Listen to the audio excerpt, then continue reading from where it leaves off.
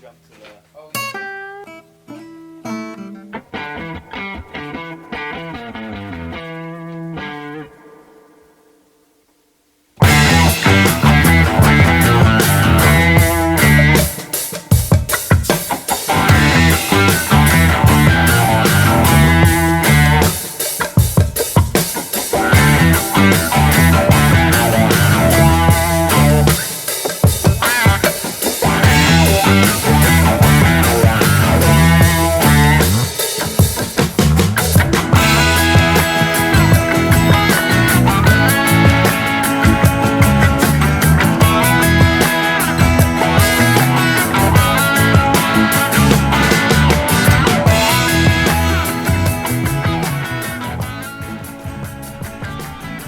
Man, we just want to be free. We want to be free to ride our machines. We just want to be left alone. We want to party. We don't stay inside because of rain. We don't stay at home because it's cold. We don't even like to park our bikes. We ride. This is our biker's lifestyle.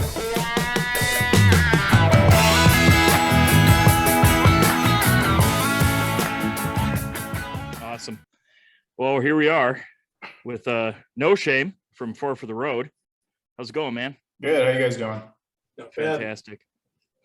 Well, I guess our first question is why are you mad at Black Dragon?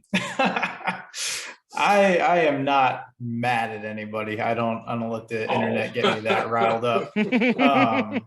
Fucking first question right out the pan, brother. Hey, you know, it came out today and I was, curious, and here we are. Yeah, I could give you guys a little bit of the backstory. Sure. So there was I can't give you the whole backstory because some of it does bleed into like shit that I'm not going to talk about. But the video that I put out on TikTok, there was a video they put out a few weeks back. It was an article that Hollywood from Insane Throttle put out, and then Black Dragon put out a video basically just like backing everything up that he was saying, reading the article and kind of doing a commentary on it, and also talking about like why 1%ers shouldn't have social media accounts. So in that video, they justified some of the actions that they had taken previously by saying that anytime a club member comes onto their show, they like to follow protocol and show respect to the major clubs, and they have contacts and agreements with all those clubs to where they'll go and talk to their leadership to make sure that that person can represent the club. Well, and then fast forward a couple weeks, and now we're in a situation where they've been catching a lot of flack for interviewing out bad members and things of that nature. And now they take this other stance, which is we interview whoever we want. We don't care what the clubs have to say. If the clubs don't like what's going on, they need to police it themselves, which seems very hypocritical to me. So I made a TikTok that kind of like sampled parts of both videos and showed it side by side and called them out on it.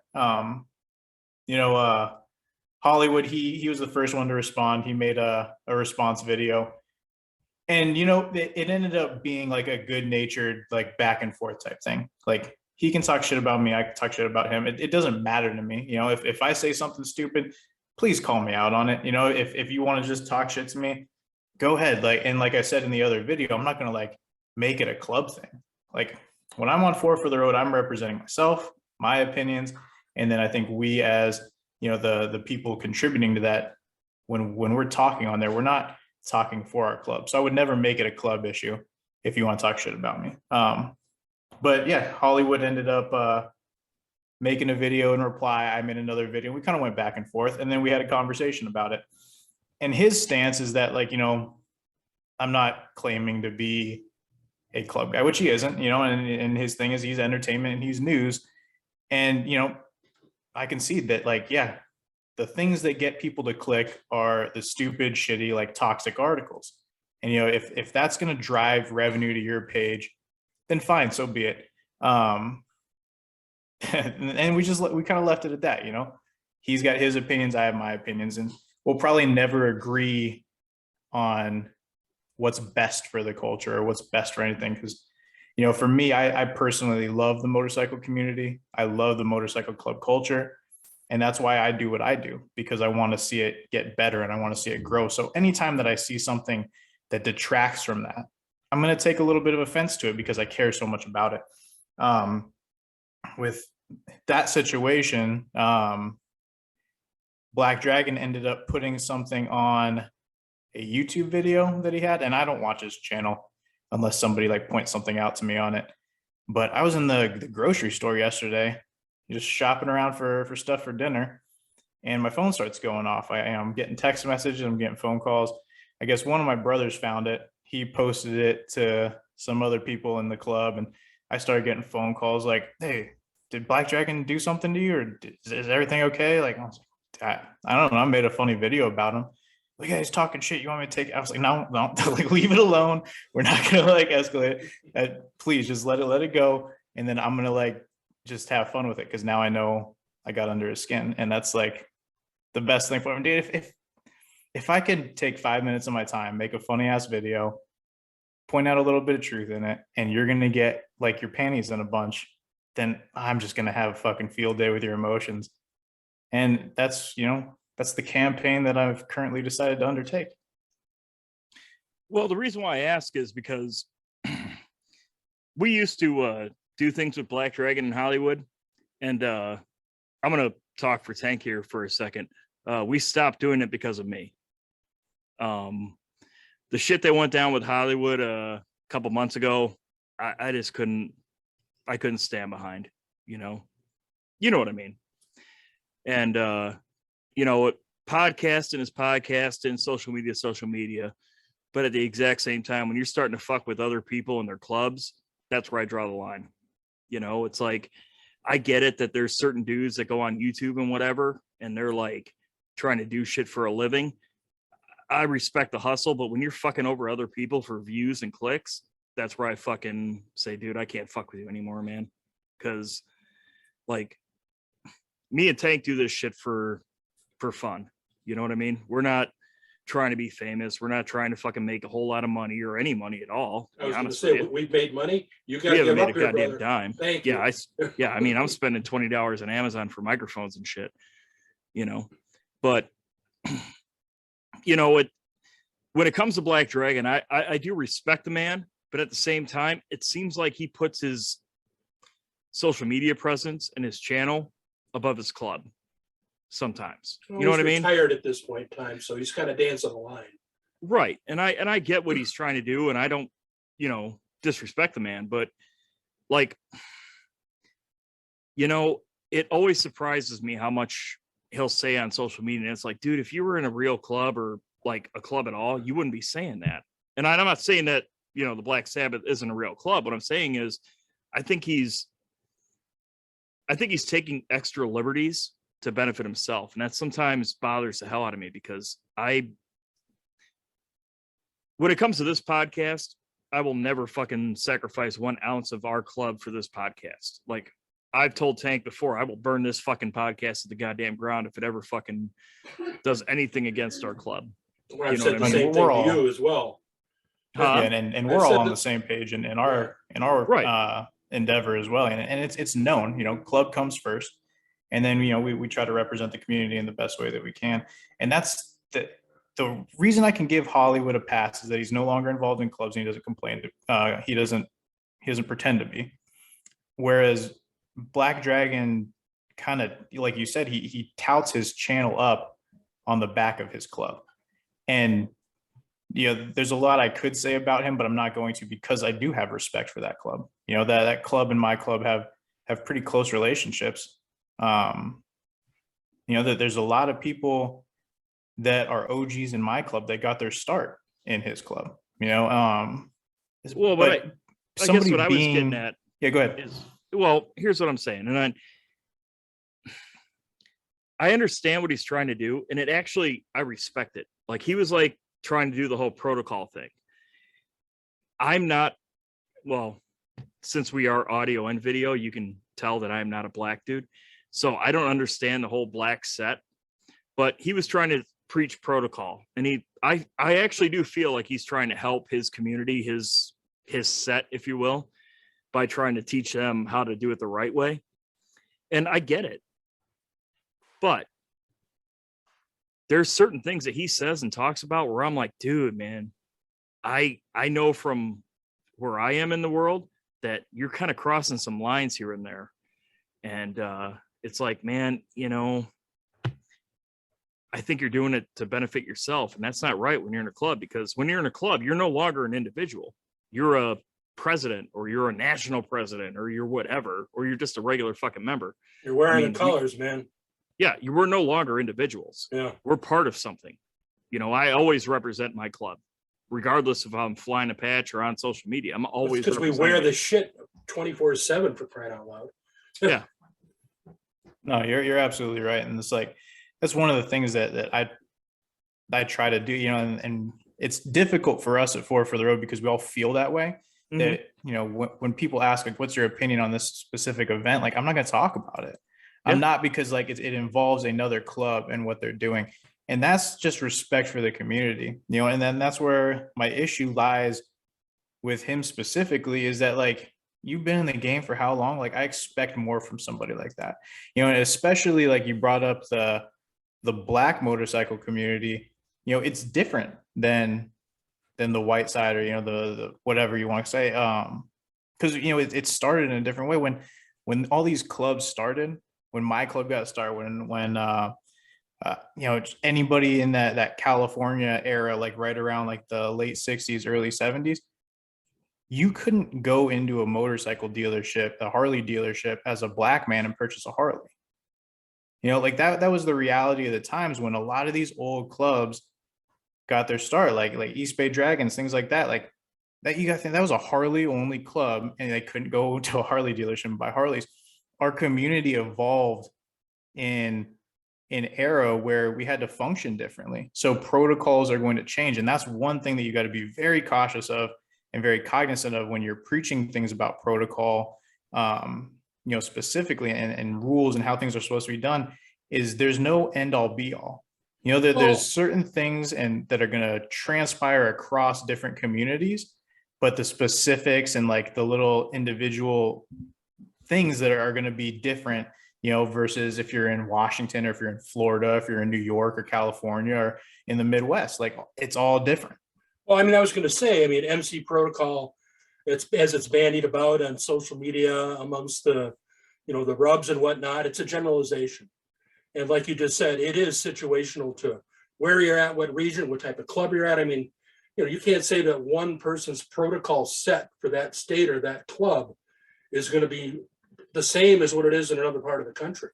I mean, you know, we're talking about a generalization here. And if I just want to weigh in about the whole Black Dragon and Hollywood, the difference between us as podcasters and those guys as podcasters is the fact they're monetized.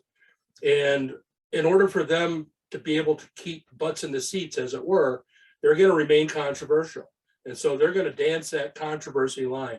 They're going to throw that stuff out there. They're going to play that game, give and take. That's why they find themselves in the habit of sometimes having to retract statements that they made and then walk back things and other things that they champion for themselves. You know, I mean, let's face it, that you want to get paid in the social media shit. You either got tits and an ass, or you're going to create controversy. And that's really about it. Now, we don't get paid for it, so we're allowed the opportunity to express our opinions and without having to worry about, you know, affecting what goes into our pocket. So it's a little bit different, but I understand exactly what you're saying in terms of blurring the lines sometimes. And I can respect the hustle, man. It's just there comes a space where like there's a righteous way to do it and there's a non-righteous way to do it. And if you want to play the media like TMZ type line, then go ahead, play it. But then don't try and like come back and be something else. You know, don't throw like the MC world in there or your MC experience in there when it's beneficial to you, and then be like, well, we're just TMZ, when it's like, you know, when it's not. You know, like, you made your living, or you set a name for yourself by making books on like how to do this shit properly. And, you know, like, when it comes to my side of the tracks, like the black community of clubs, like he was the only black guy talking about motorcycles club stuff for a long time. There's so many people. It's such an influence on the culture and the community, only to be like dragged down into like the depths of clickbait bullshit in order to chase a buck. And you know, it's, like I said, I'm not gonna knock the hustle. It's just disappointing. No, I hear you, man. I know what you're saying. And it's, you know, far too often, guys, let's be honest, it's ego. You know, everybody wants to make money, everybody wants to be somebody, you know, and I get it. And like I said, I've actually talked to Dave about this. I don't knock the hustle. You know, if you want to do what you do on social media, then I'm not going to knock it. You know, in fact, let's be honest, it's entertaining, but you know, sometimes it crosses some lines, and guys like, you know, you, me, whoever, we kind of see it, but you know, some of the normies don't see it. And it kind of, like I said, I don't ever want to cause a problem for anybody in the community. I don't want to cause a problem for my club. I don't want to cause a problem for myself, to be honest with you. You know, like, we're just doing this shit for entertainment, as far as like, hey, this is a peek into the lifestyle. This is a peek into the, you know, biker world. And if you dig it, cool. If not, I get it. But I'm not going to sell out anything, including myself or my club, to fucking get $1 or whatever. You know what I mean? Well, we clearly make no bones about it. I mean, we let people know when we have to censor ourselves. And Oh, yeah. the stories we'd love to tell, the people we'd love to talk to and put on here, we can't. You know, we just can't. I've always said that if we could fucking just drop all the fucking bullshit and just fucking put everything out that we fucking do, we'd be like one of the hottest things on the fucking internet. Probably, yeah. We So won't. I had a movie idea, or not a movie, like you guys watch that show Love is Blind on Netflix?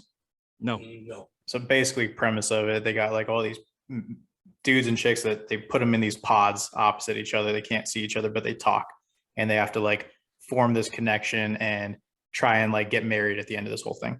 But I was like talking to Dave and Punk Rock about it. I was like, what if we did like Love is Blind MC edition, and we put all these different like national leadership of different clubs. They don't know what club they're in. They don't know anything. Can't even see pictures of each other. You put them in like a chat room, like just kind of basically what we do on Four for the Road. And they got to talk to each other. They got to write 2 articles about the club or the culture every day or every week. And then once a week, they get on and record a podcast. And then at the end of like 8 weeks, they find out like what the club affiliations are. Whoa. Whoa. Because I mean, that's like the cool thing about what we do, like what Four for the Road does, what Bikers Lifestyle Podcast does.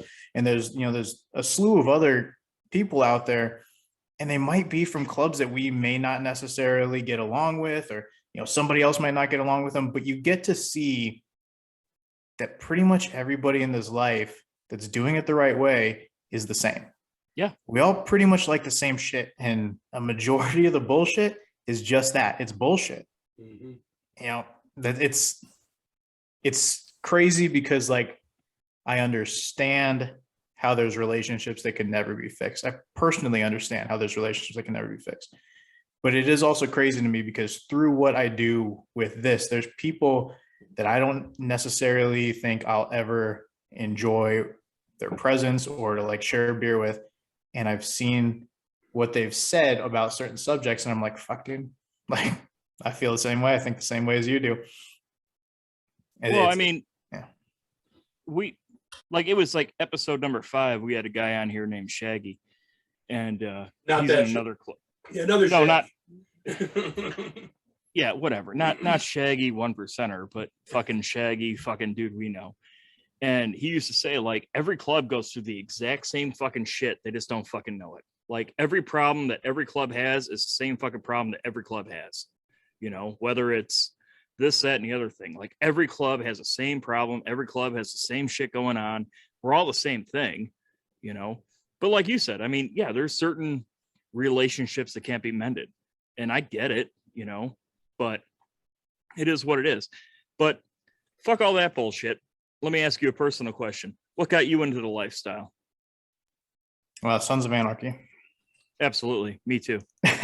No, actually, to tell you the truth, in 2011, I think it was, Sons of Anarchy was pretty hot back then. And like I was a young soldier in the army, and me and my buddies like really liked the show. We liked riding motorcycles and shit. And then we were like, let's start a club. And this fucking this sergeant first class in our unit, he overheard us talking about it one day, and he comes up behind us and he goes, hands us this card, and he says, come here on Saturday. And we're like, nah, what the hell? So we ended up going out there, and it's his motorcycle club's clubhouse. And he's like, look, you're not gonna start a club. I'm like, what do you mean? It's gonna be like cool, we're gonna sell guns and shit. And he's like, no, it's not how any of this fucking works. Like, totally schooled us to the whole thing, you know. And I'm glad he fucking did, because I would have been one of those fucking douchebags that's just like running around like an asshole. But yeah, so I, you know, put that to the side, you know, got a good piece of education, you know, from somebody who legitimately was just like, okay, cool, these people don't know what the fuck they're talking about. Let me introduce them to the life, show them what like an actual motorcycle club does, and tell them why this isn't going to happen the way they think it's going to happen. Awesome. I appreciate the fuck out of that. Yeah. And, you know, I was on a deployment, and two of the guys that were in my tent, they were prospecting for the club I'm currently in, Chosen Few. And you know, their time had gotten paused so they could go on this deployment. But the entire time they're talking, they're like, oh, we're gonna get, like, you know, they're trying to upgrade their bikes, you know, because you got all that deployment money coming in, so they're trying to figure out what they're gonna buy when they get back and all this stuff. And it was you know, just, so I knew what they were going through, kind of in a small aspect. And then we got back. They, you know, we didn't really hang out too much after that, because, you know, obviously they're going through the prospecting phase, so they're real busy. You know, and at that time I'm just riding my bike around, just enjoying being on a motorcycle. Well, I got into a wreck and totaled my bike. It was a sport bike, and I called my buddy, who was one of the guys prospecting for a Chosen Few. He had he's been a full patch by now already, and he was I don't know if you guys are familiar with how the Army runs, like being in a motorcycle or having a motorcycle, but you have what's called a motorcycle mentor for every unit, and they have to like teach you how to like not be a dickhead and like wear the right clothes and shit. So he happened to be the motorcycle mentor for my unit, and I wrecked the bike, called him, and I was like, dude, I like don't want, I don't even have my endorsement right now. Like, I don't want anybody to fucking know, because I would have been like in a lot of trouble. He comes and picks me up, brings two of his club brothers with him, because they got a ramp in their car to put in the back of his truck. We loaded up and everything. And that was like my first experience getting to like seeing anybody from my club. It was like a few weeks later, I ended up going to the Harley dealership and bought a Harley, because I knew I had to have a Harley. And, you know, it was just like, I was like, all right, well, fuck it. Like, they didn't invite me to come hang out with them, but like, might as well start checking some of these blocks off. So I went and bought myself a Street Bob, started riding it around, and I was with my girlfriend at the time, heading to a wedding where it was like one of her best friend was getting married or some shit. We had plans to go there forever. And my buddy Tank calls me up, and he says, hey, we got a barbecue going on with the club. You should come by. And I looked at my girlfriend. I was like, hey, I'm going to go to this thing instead of this wedding. And she wasn't too happy about it, but I went anyways. Showed up, and it was like the first party experience I had.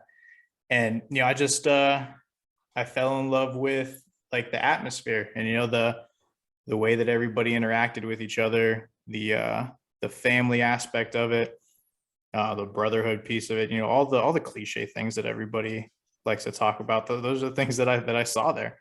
And, you know, that really started my process off. I think that was like 2015 when that happened. So about 4 years after my initial education, finally found something that really spoke to me and that I wanted to be a part of, and my journey started there. Well, I mean, me and Tank actually started the exact same time, 2015. Yeah. We actually, together. yeah. I mean, for me, like what got me into the lifestyle was just the people that were in it. You know, like you mentioned Sons of Anarchy, and I understand it's a joke, but I never really gave a flying fuck about motorcycle clubs back in the day. You know, I always kind of thought they were kind of bullshit, you know, but at the same time, I didn't know any better. And then I started hanging around the club that I'm with now, and they seem like good dudes. So I figured, fuck it, you know, let's fucking give it a shot.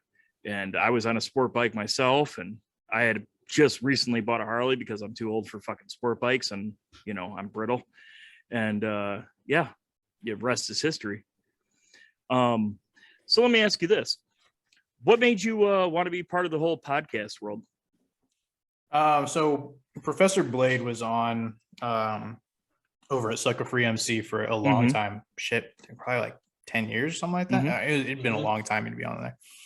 And I messaged them. It's kind of funny. I messaged the show one time and I said, hey, can you guys, I like you guys' content. Can you recommend any podcasts to listen to? And fucking Dave told me I should listen to Insane Throttle, that fucking piece of shit. No, I'm just fucking with you.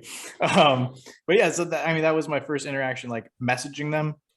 And then, I was going through some stuff in my MC journey at the time where I had started traveling outside of Washington State. Washington State is very much like a fishbowl in the motorcycle club world. Like it's not the same as everywhere else. And I'm sure there's like these little pockets around the country that are like that, where like, this is how it is here and only here.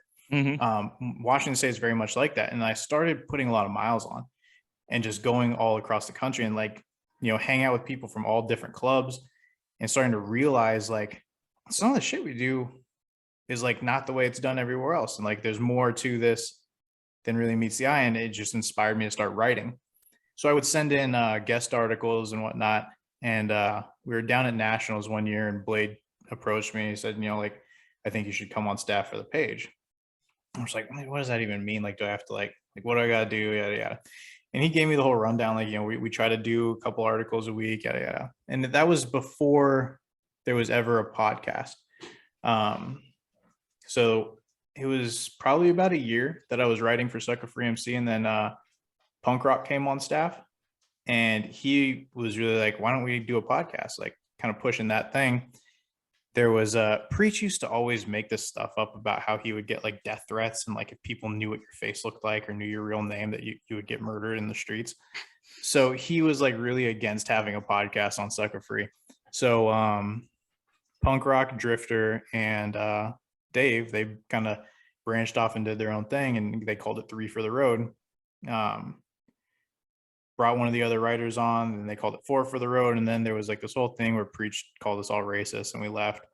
And then everybody just went to that 4 for the Road platform. And then we were like, fuck it, we'll do the articles here.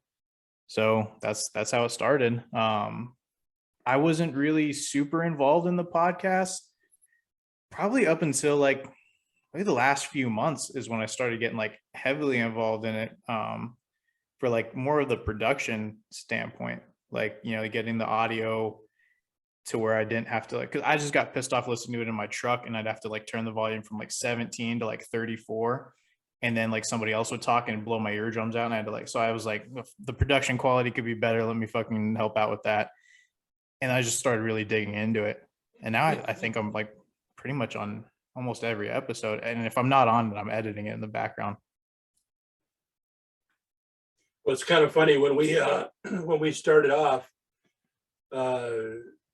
your podcast at that point in time was in that, hey, we're trying to figure out our audio face portion of things. And that was, we kind of talked about it like, well, we just don't want it to sound like that. I do not blame you.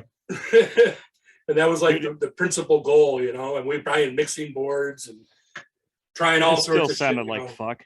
Yeah, sometimes it does. Sometimes it doesn't. It depends, Well, I mean, we're all just trying to fucking figure this shit out.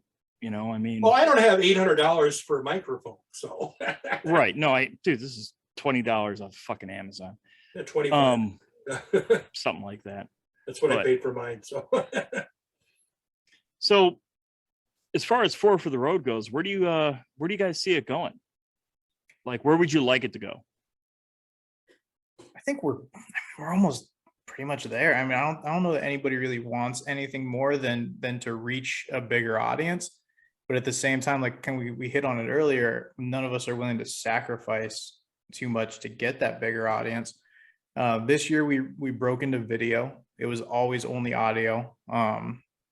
So we're exploring that, seeing if that brings us more stuff. We've got into TikTok this year. Everybody else has the password and email address, but nobody else will log on. So that's really kind of just me talking shit about people on TikTok. So if you want like real toxic biker shit, go there. Everything that we have kind of has its own personality. And I like it, you know. But we've talked about, we had one sponsorship last year with like Gator Harley or something like that. Yeah, Gator Harley, and they paid Shout us. out Gator Harley. Shout out Gator Harley. They're not paying me for that one, but fuck it. Fuck They paid us, you know, I think like $2,000 or something to run like 10 ads for them. Yeah, they wanted to give us more. So like the money's out there. They wanted to give us more, but we were like, we feel like shitty taking more. And all we did with that was buy the subscriptions for the year and try to get everybody microphones, which I don't even know if we had enough to do that. But now all the subscription fees are coming back again. I keep getting emails, so I'm like, fuck, dude, like we pay it out of our pockets, but some of this shit's expensive, dude. So we've tossed around the idea of like running like some of the, you know, the generic ad campaigns. Like if you go on Anchor, you can like record something and they'll just throw it in your episode. Yep. It's a balance of trying to find like, how do we get more exposure? How do we increase production quality without taking money out of our own pockets? And then how do we like maintain the righteousness and not selling out to like get views? And I think everybody is on that same page of like, there's no amount of bullshit, or there's no amount of money that we could get for this that would justify putting bullshit content out there. So I think if you were to talk about one main goal, you know, continue to dig into the history and provide as much historical content to text to the life as we can, and to continue to put out good opinion pieces that aren't influenced by, you know, greed or shittiness. Well, you know, that's why I appreciate guys like for the Road, and you guys keep it real. You know, you guys don't do the clickbait shit. You know, I mean, like you said, I respect the hustle. I mean, I get it. You know, if you're trying to make a living being on YouTube or whatever, I get it, and I'm not dogging you. But at the exact same time, there's something to be said about people who are fucking genuine and just fucking do this shit for the love of doing this shit. So, what kind of bike do you ride, dude? Right now, I have an insurance claim for my dream bike, which was stolen, and it was a 2021 Road Glide Limited. Road Glide guy. Yeah, I'm a Road Glide guy. Well, Dave's a Road Glide guy, so I got to give him shit. I'm trying to convince everybody to go that way. We got punk rock from Medina onto a Road Glide. We're getting everybody on Road Glides, man. But Geezer glides forever. So I was on a Road Glide. I'm gonna take this opportunity to throw a diss out to Geico. If you have Geico, they fucking suck, major dick. And I would highly encourage you choose a different insurance company. But I've acquired another bike. I got a 13 Street Glide, and I'm waiting because I'm about to move. And once the move happens, I'm moving out of state. Once I get settled in and everything, I got some plans for that motherfucker. I'm a FXR the front of it, and it's gonna be a pretty bad bitch when I'm done with her. Nice. So I got one more question. I'm kind of curious, and I'll let Tank ask the question. But so obviously you're on social media. Obviously you're doing podcasts.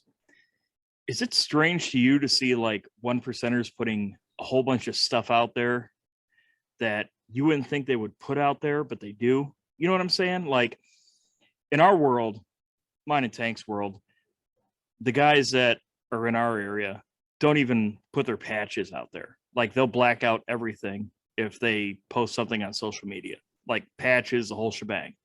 But we'll see other guys that are in 1%er clubs that everything's an open book.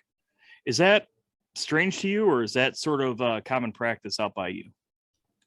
It's when you're in a club like mine, to where you're like coast to coast and, you know, south to north, like there's different etiquettes and different ways of doing things, like we talked about earlier, in all different parts of the country. So part of expansion and growth is kind of working through those growing pains and figuring out what works for everybody. And then kind of like getting some of the policies down solid. So like there is a fine line. But everybody also has like their own perspective on it. Like I have no delusions that like the cops know who I am, you know, even though I'm not like actively involved in committing crimes and whatnot. You know, it's the nature of the beast. They know who we are. Yeah, you know, it's like I don't think that they've found anything about me on Facebook. I think it's a safer policy to just say no social media. But you're able to do it and still kind of like maintain a little bit of discretion. Like, you know, it's no secret what club I'm in, you know. I'm sure people know my name and things of that nature, but there's things that you can do to kind of protect yourself, I guess, you know. So if the worry is like somebody finding my address and like coming and hunting me down, like, okay, you know, if I've taken measures to make sure that doesn't happen, then, you know, if you do get here, then like, I mean, there's some surprises waiting for you, but like, so yeah, I do think it's safer to say no social media, but I don't think it's realistic. I think there's way too many. It's just too prevalent. Like, I don't know, how would you do it? You would just find everybody that had a social media account or kick them out of the club, or, you know, whatever. You know, obviously there's people that get it done. Right. There's also this thing of like you brought up, like putting things out that shouldn't be out there. So like, okay, debatable whether or not your patch should be online. Debatable whether or not your face should be attached to your patch. Okay, got it. You know, we'll leave that up to club discretion. But there are certain things that like shouldn't go on there. Like I think you know, like certain ceremonies, like turning somebody from a prospect into a full patch, you know, I would think that those would have a little bit more, you know, of a sacred kind of lore to them. Somebody quitting a club, stripping somebody's patch, if that, like I see videos of that on the internet, and it's like, that seems stupid to me. Like that's a crime. Like, why would you post a video of you committing a crime? That seems dumb. Yeah, like there's shit that's like that happens from time to time that shouldn't be on. You know, why give somebody an opportunity to highlight the bullshit, you know, when it's like every fucking day there's thousands and thousands of 1%ers that don't do shit wrong. They go to work, they get in their fucking vehicle, they come back home, they sit down, they have dinner with their families, and they go to bed. And maybe 50 times a year across the entire nation, you get something that's newsworthy out of all those thousands of people, all those hundreds of days. So why represent yourself poorly when there's, in general, not like, it's not a negative thing? Like, why would you want people to think that you're a fucking piece of shit when we're not, when we're just normal fucking dudes? Oh yeah, absolutely. I've always said that, you know, motorcycle club members are just regular fucking people that decide to do something that's extraordinary. You know, as far as like, we take on a responsibility to one another. Everything else is bullshit. You know, like, I'm not special to anybody that's not an MC, but at the same time, I'm an MC. So I have certain responsibilities and certain loyalties that the average person doesn't have. And if you get it, you get it. If you don't, you don't. And it doesn't really fucking matter to me. But no, I was just kind of curious, because the whole social media in our world is relatively new. You know what I mean? Like this whole thing where motorcycle club members are talking. We just lost you. Yeah, no, I'm here. Are kind of, you know, this whole thing about us being online is sort of new to us in our area, because we sort of always kept everything quiet kept everything private. And we always saw people on each coast talking about stuff, you know. I mean, obviously the guys out in California have been in Hollywood forever and yada, yada, yada. And then the guys on the East Coast start talking, and now the guys in the Midwest are starting to talk. And the one thing I've noticed is we're all kind of the same. We're all kind of the same dudes doing the same shit. But That's one thing that I kind of try to remind people, especially like, you know, when people get in those fishbowl mentalities, those echo chamber type things. Like, you know, as I was telling Punk Rock the other day, we were talking about a certain club that we, you know, we have some associations with. And I was like, yeah, dude, those guys, they really think they're like, their shit doesn't stink. But then like when you really start to get to know some of their people and like start to hear like some of their frustrations, like they go through the same shit everybody else goes through. You know, and it's like, you know, even when you get to like the difference between a 1% club and a non 1% club, like I know guys that are in clubs that aren't 1% clubs, aren't even outlaw clubs, and their dedication to their patch, their organization, and their brothers is like so astronomically high.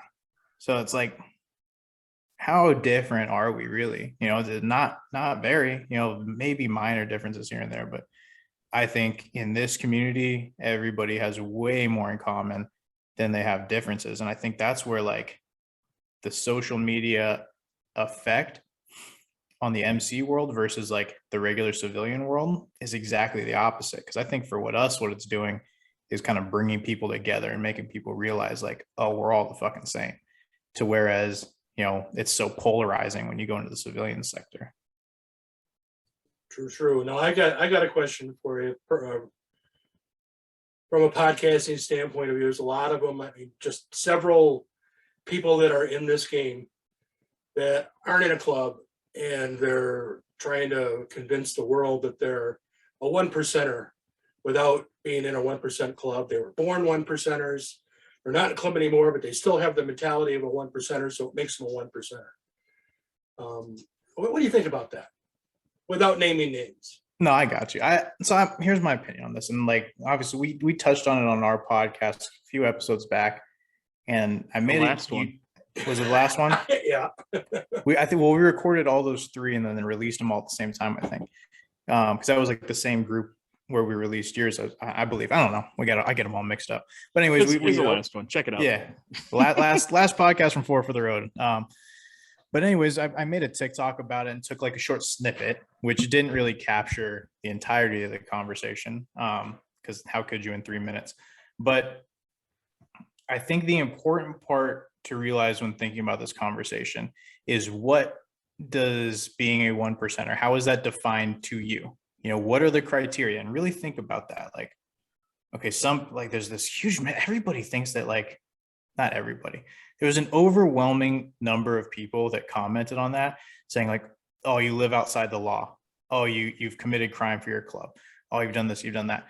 I don't think it has anything to do with criminality.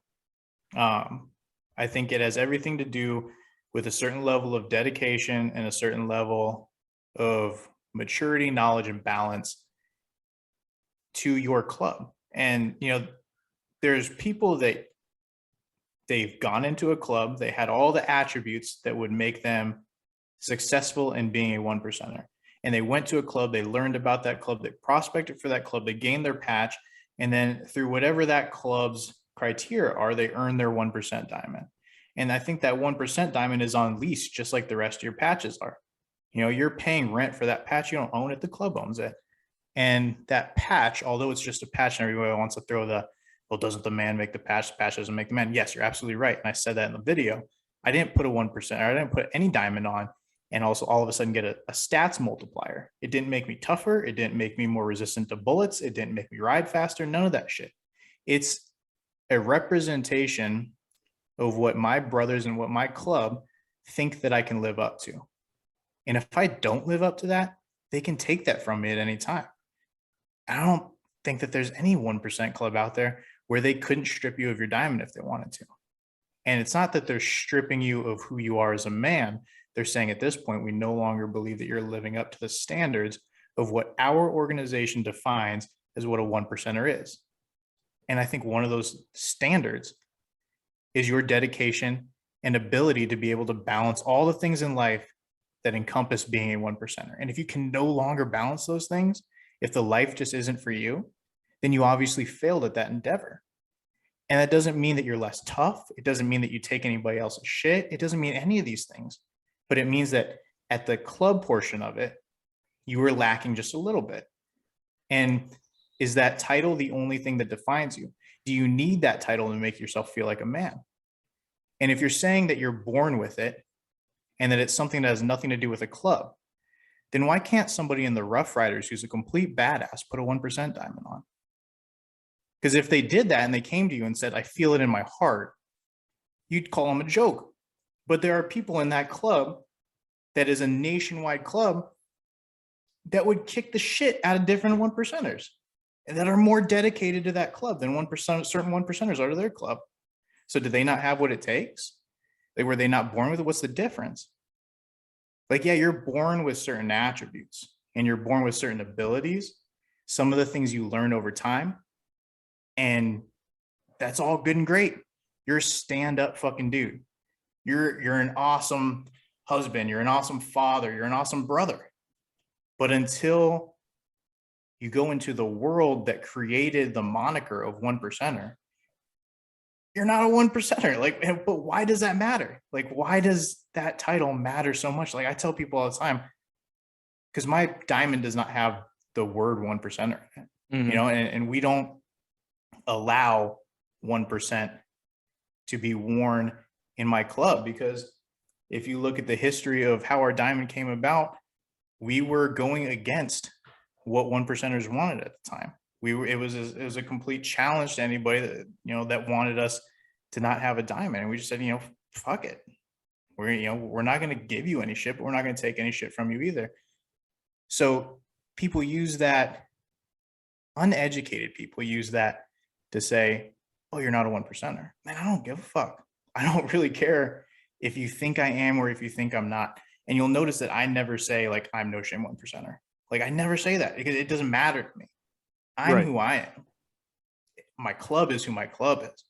Plenty of people have tried to test our salt, and we're still here, and we're still doing our thing.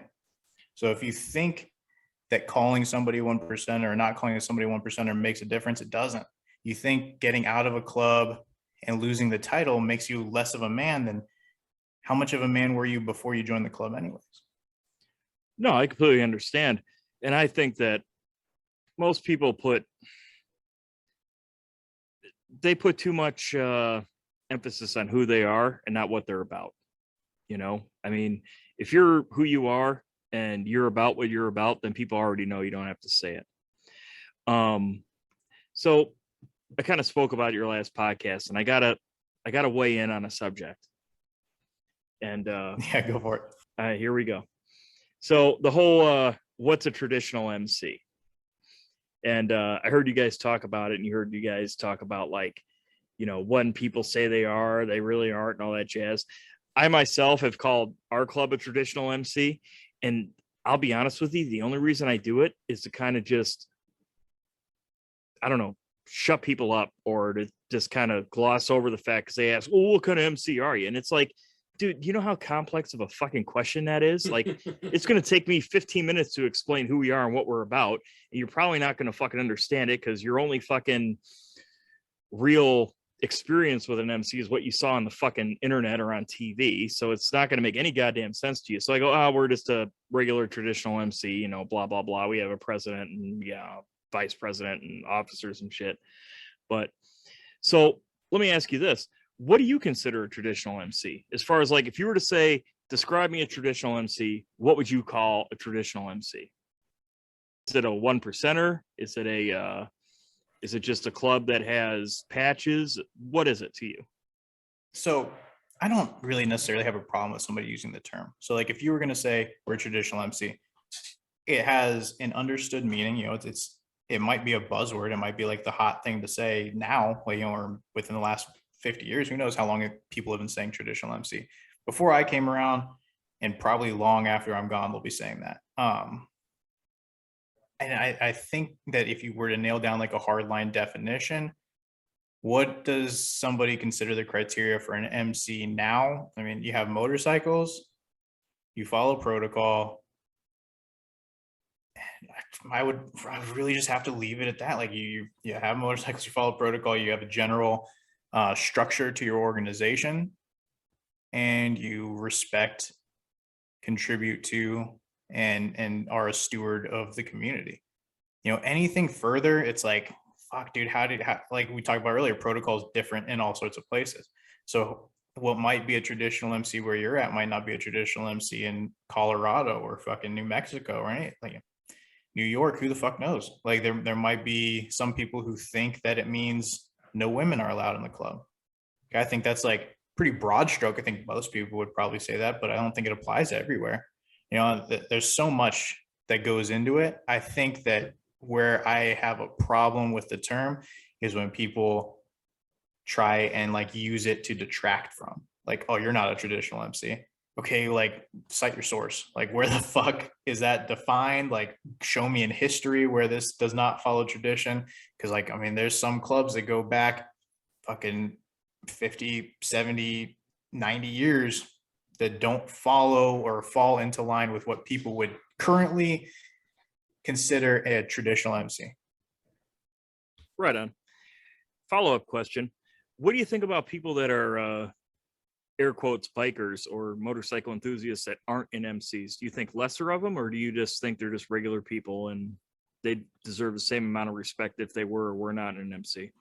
There's regular people, man. That was my dad, dude. And my dad puts more miles on his bike than most of the people I know. Yeah. Mm-hmm. So, that's how I grew up, is just around people that love to be on motorcycles and spent an exorbitant amount of time on motorcycles, but never were really exposed to or had a desire to be in a club.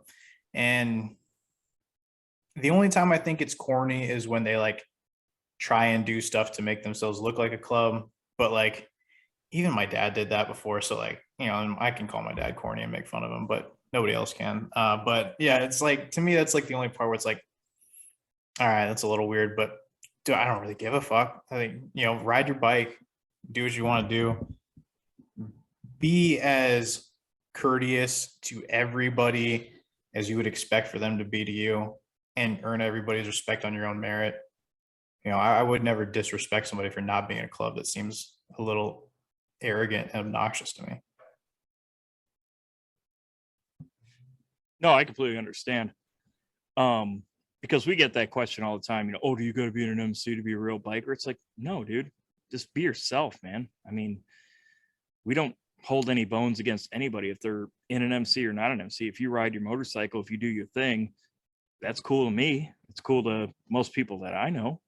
I mean, like you said, I mean, we know guys that have, have more miles backing into curbs than most people have going down the fucking road, and they've never been in an MC, And I think a lot of people put a lot of stock in MC members. It's like, dude, it's just two totally different worlds. I mean, motorcycle clubs, it's about brotherhood. It's about being there for one another.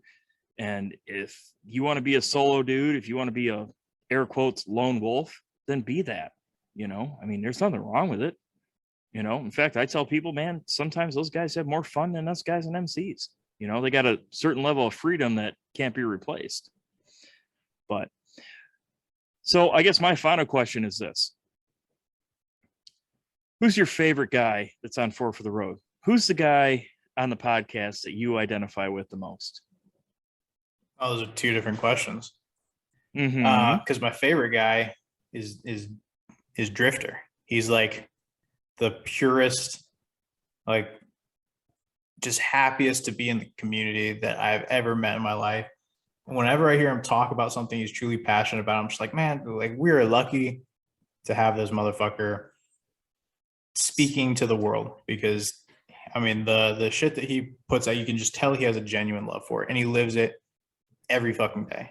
When it comes to the people that I relate to the most, I think it'd be probably Punk Rock and Dave. We're all like around the same age. We've got like similar things. We like argue and talk shit to each other on the side all the time. Like, so those are like my buddies that I'm always talking to. But man, it's everybody's like just so fucking badass over there. I mean, you got Silent with a just like wealth of fucking knowledge, like truest, like to the form. Like if you were to fucking write down all the qualities that make somebody a 1%er and then like mold everybody after him, you could never go wrong. Like truest form of a 1%er I've ever met in my life. Blade, super educated, super well read, patient, but like also violent. You have Road Dirt, who's got just like amazing insights on everything he puts out there. Then you got Mac, who's just like solid fucking dude, hilarious, like just willing to do anything for his club. Again, Chop, who's fucking been out of the MC life for so long, but just you can tell he's got like super huge love for it. Fuck man, I don't think I'm forgetting. I think I hit everybody. If I missed one, I'm What about sorry. Dave? Dave's a fuck. Dave's a fuck? Dave's a fuck. Whoa, dude. Dave's my homie, man. Don't act like you didn't know he was a fuck though. I love the guy, but I love the guy, man. He's just the greatest guy ever. He's such a dad. You know what I mean? Every time I see him, I'm always surprised he doesn't have like New Balance shoes on. You know what I mean? Oh yeah. No, Like, I know he's such a exactly what you family mean. Do you remember that fucking time where he fucking got his helmet stolen? Yeah. Oh, He my went with his God. brand new Lexan on there. Oh, I know. It was just such a bummer. You know, I almost started a GoFundMe account for him. Shit, I feel like Lexan should have sponsored him. They'd be sending Logan Rides shit on fucking TikTok all the time. Mhm. They bought your shit. And Yeah. you won't even send them a free one. That's fucked up. Yeah. on, What the fuck, Lexan. Lexan? I'm talking to Logan after this. I'm gonna see if we can get Dave free Lexan. Yeah, let's do that right after this podcast. Everybody jump on fucking Lexan social media and be like, fucking give Dave of Four for the Road a free fucking Lexan because he deserves it. Yeah, we'll make a hashtag for it. All right. Hashtag give Dave a free Lexan. Yeah, Hashtag Four for the Road. that's it right there. There you Hashtag go. give Dave free Lexan. There you go. There you go. I don't Tank, you got hashtag. anything? I don't hashtag. You don't hashtag? I'm old, dude. Come on, I'm gonna be 60 this year, so I don't know how hashtags work. I just play with them once in a I while. don't either. You know, I don't twatter. I don't do any of that shit. The last time I was on their podcast, I was trying to get Fleshlight to sponsor us. Well, that would be a Roman. good one, wouldn't it? You know, I mean, Yep. Fleshlight and Roman. You know, I know they're listening. You know, fucking holler at your Fleshlight. boy. Hashtag give Dirty a fleshlight. Exactly. He needs it. well, how about we get Rotella in there too? We'll get some free oil, make it worth our while. You know. Oil, Fleshlight, it doesn't matter. Hey, since we're talking about sponsorships, can I plug my new book? Please. Please. Yeah, so Four for the Road, we don't have a website anymore because we weren't using it. So why pay for it? Right.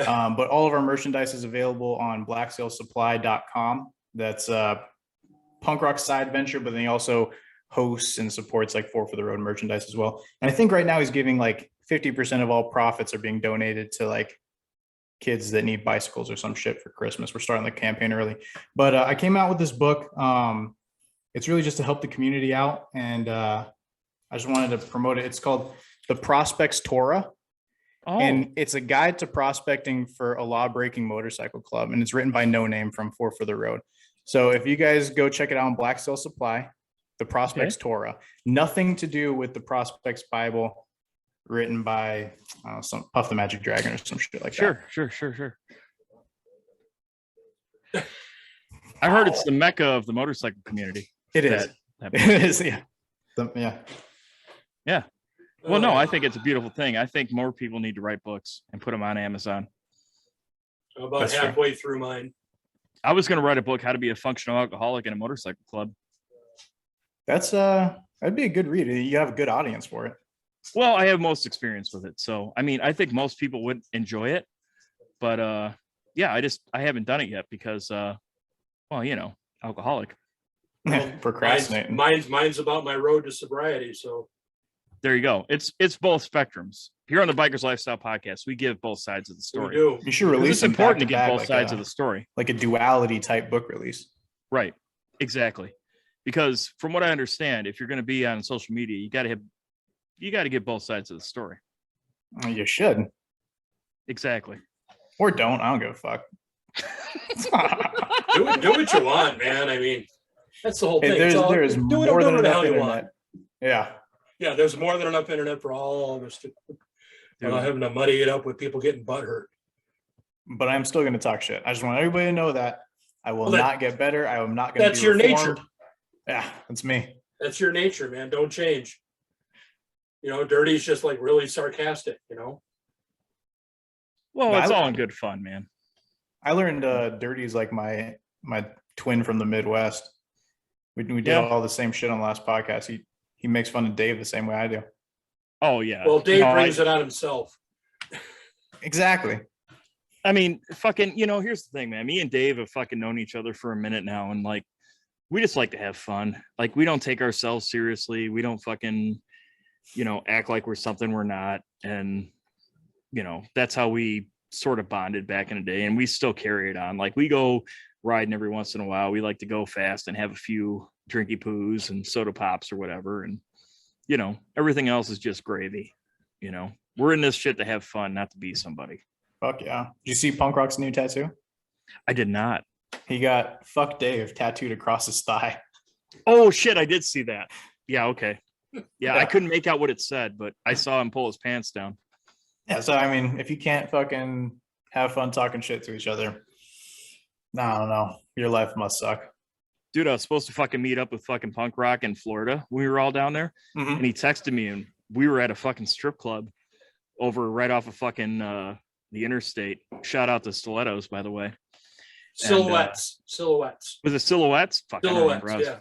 fucking 3 sheets to the wind. But yeah, he's like, oh, I'm down at fucking Froggy's. I'm like, dude, we're at a strip club off the interstate, man. I'll be down there in a little bit. And by the time we got down there, he had already left. So What a sorry. fucking puss. dude, you know, I mean, if you're gonna put us all together in Daytona, chances are we're gonna find a strip club. I mean, I can't blame you.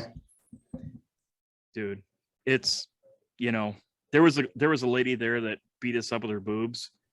Like- Thunder tits. Yeah. Geez, I saw Dude. stars, man. Jesus. Dude, it was brutal. It was like the fucking UFC of fucking strippers, man. Yeah.